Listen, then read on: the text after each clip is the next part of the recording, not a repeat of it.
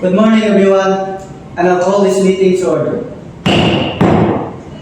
The purpose of this meeting is to approve the minutes of our previous meeting and to hear the committee reports.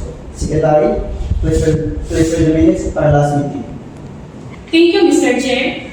The minutes of our previous meeting are: we discussed the upcoming program, which is the Community Cleanup Drive, and also the members approved the proposed budget for materials, and lastly, the document committee was formed to record. That's the conclude of our previous meeting, Mr. Chair.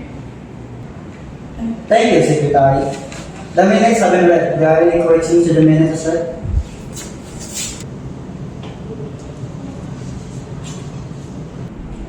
If there are no corrections, do I hear the motions to adopt to the minutes as read?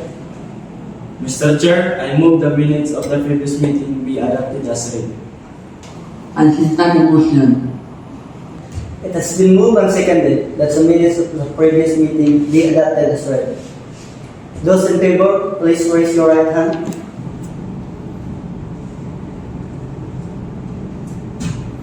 Those opposed, please raise your right hand. The motion is carried. The minutes are hereby approved. Mr. Chair, I call for the division of assembly. The vote results seems unclear.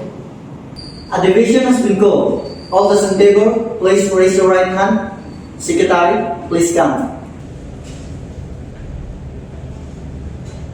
There are 5 votes in favor, Mr. Chair. Thank you, Secretary. Those opposed, please raise your right hand.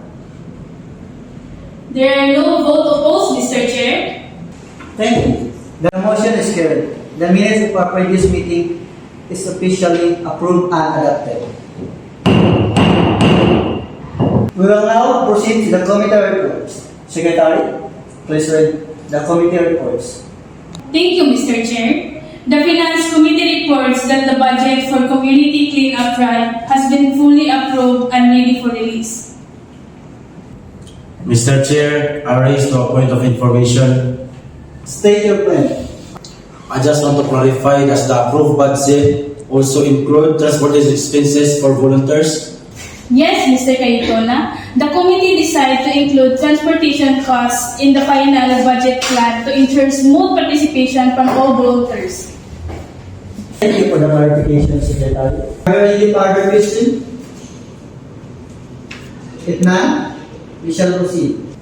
Mr. Chair, I move to suspend the rules to allow our guest, Ms. Andrea, to share her comments regarding the project.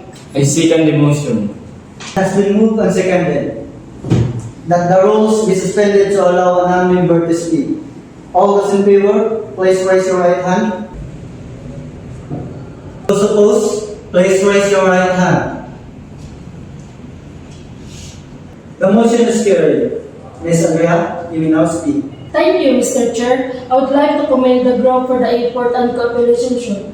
This project truly benefits our community and promote cleanliness and safety. Thank you, Ms. Andrea. Your comment is much appreciated. If there are no other matter to discuss, this meeting is now adjourned.